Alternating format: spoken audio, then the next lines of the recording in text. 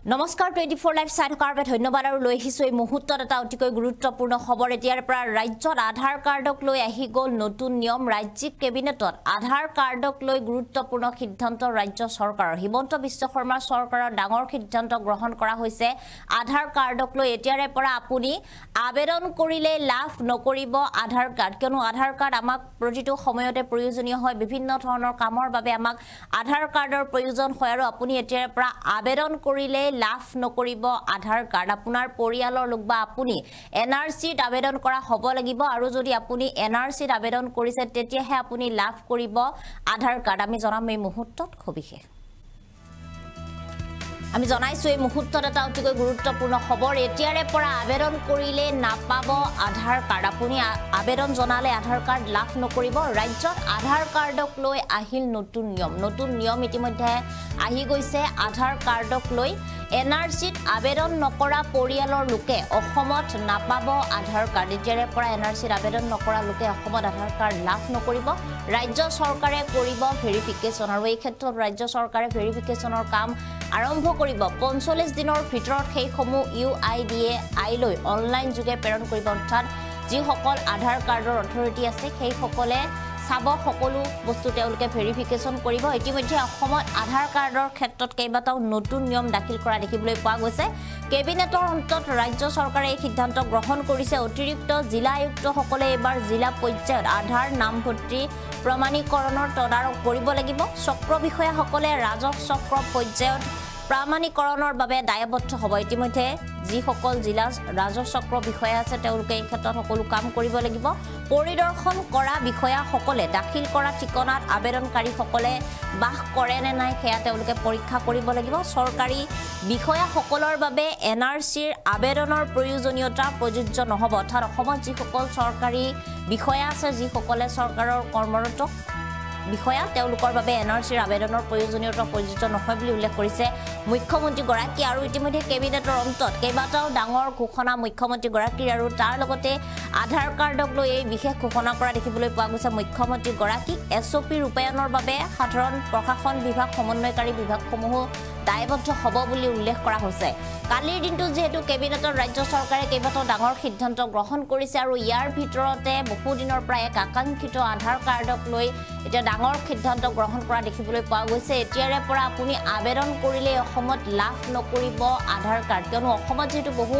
সন্দেহযুক্ত নাগৰিক আহে যিসকলে আধাৰ কাৰ্ড আবেদন কৰি অসমৰ নাগৰিক হ'ব বিচাৰে সেই সকল লোকৰ বাবে ইতিমধ্যে এই সিদ্ধান্ত গ্ৰহণ কৰা হৈছে আৰু এবাৰ যেটো ৰাজ্য চৰকাৰে যিসমূহ দাখিল কৰা নথিপত্ৰ আছে যিসমূহ নথিপত্ৰ দাখিল কৰা হ'ব সেই নথিপত্ৰসমূহ পৰীক্ষা কৰিব আৰু 45 দিনৰ ভিতৰত সেইসমূহ UIDAI লৈ অনলাইন যোগে প্ৰেৰণ কৰিব লাগিব ইয়াৰ পিছতে অতিৰিক্ত জিলা আয়ুক্তসকলে জিলা পৰ্যায়ত আধাৰ নামভৰ্তিৰ প্ৰামাণিকৰণ তদাৰক কৰিব আৰু চক্ৰ বিষয়াসকলে ৰাজহ চক্ৰ পৰ্যায়ত সকলো প্ৰমাণৰ বাবে তেওঁলোকে দায়বদ্ধ হ'ব বুলি ইতিমধ্যে SOPত উল্লেখ কৰা হৈছে চক্ৰ বিষয়াৰ দ্বাৰা নিযুক্ত পৰিদৰ্শন বিষয়াসকলে আবেদনকাৰীসকলে অসম ৰাজ্যত এনআৰসিৰ বাবে তেওঁলোকে আবেদন কৰিছে নে নাই যদি তেওঁলোকে অসমত বাস কৰি আছে তেওঁলোকে এনআৰসিৰ বাবে আবেদন কৰিছে নে নাই সেয়া তেওঁলোকে নিশ্চিত কৰিব লাগিব সঠিকভাৱে তেওঁলোকে সেয়া চাব লাগিব আৰু যিসকল পৰিদৰ্শন কৰা বিষয়া থাকিব সেই পৰিদৰ্শন কৰা বিষয়াসকলে দাখিল কৰা যিসমূহ ঠিকনা আছে তাত যিসকল ব্যক্তিয়ে এনআৰসিৰ বাবে আবেদন কৰিছে সেই সকল ব্যক্তি তাত সঠিককৈ বাস কৰে নে নাই তেওঁলোকে তাত স্থায়ী বাসিন্দা হয় নে নহয় সেয়া তেওঁলোকে চাব লাগিব পৰীক্ষা কৰিব লাগিব আৰু ৰাজ্যখনত সেৱা আগবঢ়োৱা যিসকল চৰকাৰী বিষয়া আছে তেওঁলোকৰ বাবে এনআৰসিৰ আবেদনৰ প্ৰয়োজনীয়তা প্ৰযোজ্য নহয় বুলি কৈছে কেৱল মাত্ৰ সন্দেহযুক্ত নাগৰিকৰ পৰা অসমক বচাবৰ বাবে অসমৰ নাগৰিকসকলক বচাবৰ বাবে এনে ধৰণৰ অসমত আধাৰ কাৰ্ডৰ নামভৰ্তিৰ ক্ষেত্ৰত এতিয়া ৰাজ্য চৰকাৰে কিছু বিশেষ SOP প্ৰদান কৰা দেখিবলৈ পোৱা গৈছে আৰু ৰাজ্যিক কেবিনেটত এই সিদ্ধান্ত গ্ৰহণ কৰা হৈছে এই মুহূৰ্তত ৰাজ্যৰ মুখ্যমন্ত্ৰী গৰাকীৰ কিছু গুৰুত্বপূৰ্ণ মন্তব্য আছে সেই মন্তব্য আমি আপোনালোকক শুনাইছো BSF অসম পুলিচ আৰু ত্ৰিপুৰা পুলিচে গ্ৰেপ্তাৰ কৰিছে আৰু সেয়েহে বাংলাদেশৰ পৰা অহা অনুপ্ৰৱেশকাৰী আমাৰ বাবে এটা চিন্তনীয় বিষয় হৈ আহিছে আৰু তাৰ পৰিপ্ৰেক্ষিতত ৰাজ্যত সেকেন্ড লাইন ডিফেন্স হিচাপে অসম পুলিচে যি কাম কৰি আছে তাক আমি আৰু অধিক শক্তিশালী কৰি BSFৰ লগত এটা কোঅৰ্ডিনেশ্যন লৈ পেলাই বাংলাদেশৰ পৰা যাতে অনুপ্ৰৱেশকাৰী ভাৰতত সোমাব নোৱাৰে তাৰ কাৰণে আমি আৰু অধিক প্ৰচেষ্টা ল'ব বিচাৰিছোঁ আৰু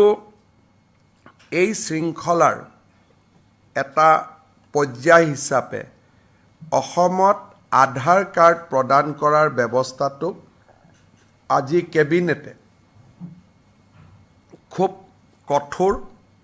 কটকটীয়া কৰাৰ বাবে সিদ্ধান্ত গ্ৰহণ কৰিছে এতিয়াৰ পৰা ৰাজ্য চৰকাৰৰ সাধাৰণ প্ৰশাসন বিভাগে আধাৰৰ যিটো ষ্টেট লেভেল ভেৰিফিকেশ্যন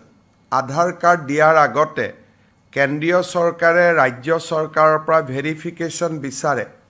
আৰু এই গোটেই প্ৰক্ৰিয়াটোক তদাৰকী কৰাৰ বাবে ৰাজ্যৰ সাধাৰণ প্ৰশাসন বিভাগক নোডেল ডিপাৰ্টমেণ্ট হিচাপে কেবিনেটে আজিৰ পৰা ঘোষণা কৰিছে ইয়াৰ উপৰিও প্ৰত্যেকখন জিলা পৰ্যায়ত এজন এডিশ্যনেল ডেপুটি কমিশ্যনাৰক আধাৰ এনৰোলমেণ্ট ভেৰিফিকেশ্যন অৰ্থাৎ কোনোবাই আধাৰৰ বিচাৰিলে তেওঁক প্ৰপাৰ ভেৰিফিকেশ্যন কৰা হৈছে নে নাই সেই গোটেই প্ৰক্ৰিয়াটো তদাৰক কৰাৰ কাৰণে জিলা আয়ুক্তই এজন অতিৰিক্ত জিলা আয়ুক্তক দায়িত্ব প্ৰদান কৰিব জিএডি ডিপাৰ্টমেণ্ট আৰু এডিচিৰ পিছত আধাৰ দিয়াৰ আগতে ইনস্পেকশ্যনৰ বাবে আজিৰ পৰা ৰাজ্যৰ চক্ৰ বিষয়াসকল দায়বদ্ধ হ'ব যেতিয়া এখন এপ্লিকেশ্যন ইউডিআই অৰ্থাৎ যি আমাৰ আধাৰ কাৰ্ড দিয়াৰ অথৰিটি আছে ইউনিক আইডেণ্টিটি যিটো অথৰিটি অফ ইণ্ডিয়া আছে UIDAI এখেতসকলৰ পৰ্টেলত আধাৰ কাৰ্ডৰ বাবে আবেদন কৰাৰ লগে লগে সেই আবেদনখন টেকনিক্যাল ভেৰিফিকেশ্যনৰ পিছত ফিজিক্যাল ভেৰিফিকেশ্যনৰ বাবে ৰাজ্য চৰকাৰৰ পৰ্টেলত আহিব সাৰ্কুল অফিচাৰজনে প্ৰথম এই আধাৰ কাৰ্ডৰ আবেদনখন পোৱাৰ লগে লগে তেওঁ প্ৰথমে চাব যে ৰাজ্যৰ ৰাষ্ট্ৰীয় নাগৰিকপঞ্জী প্ৰণয়নৰ সময়ত এই ব্যক্তিজনে বা এই পৰিয়ালটোৱে বা তেওঁৰ পিতৃ মাতৃয়ে আবেদন কৰিছিলে নে নাই প্ৰথম পৰীক্ষা হ'ব সেইটো যদি দেখা যায় যে তেওঁ আবেদন কৰাই নাছিলে তেতিয়াহ'লে তেওঁৰ আধাৰ কাৰ্ডখন ৰাজ্য চৰকাৰে প্ৰত্যাখ্যান কৰি কেন্দ্ৰীয় চৰকাৰলৈকে প্ৰতিবেদন দিব আৰু যদি প্ৰমাণিত হয় যে নহয় তেখেতে NRCত নিজকে ভাৰতীয় নাগৰিক বুলি আবেদন কৰিছিলে তেতিয়া আমি নেক্সট ষ্টেজলৈকে যাম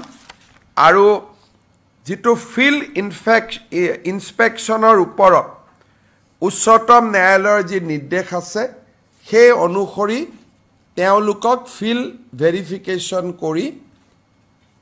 ভাৰতীয় নাগৰিক এখেত হয় এই ধৰণে সম্পূৰ্ণ প্ৰত্যায়িত হোৱাৰ পিছতহে তেখেতক আধাৰ কাৰ্ড দিয়া যাব অৱশ্যে যিবিলাক ভাৰত চৰকাৰৰ কৰ্মচাৰী বিভিন্ন কামত 2014 চনৰ পিছৰ পৰা অসমত আছে স্বাভাৱিকতে তেওঁলোক যেহেতু পশ্চিমবংগ গুজৰাট মহাৰাষ্ট্ৰৰ নাগৰিক অসমৰ NRCৰ বাবে আবেদন কৰা নাই তেওঁলোকৰ ক্ষেত্ৰত এই নিয়মটো নাহিব কিন্তু ফিজিক্যাল ভেৰিফিকেশ্যন বা ডকুমেণ্ট ভেৰিফিকেশ্যন তেওঁলোকৰ ক্ষেত্ৰতো আমি কৰিম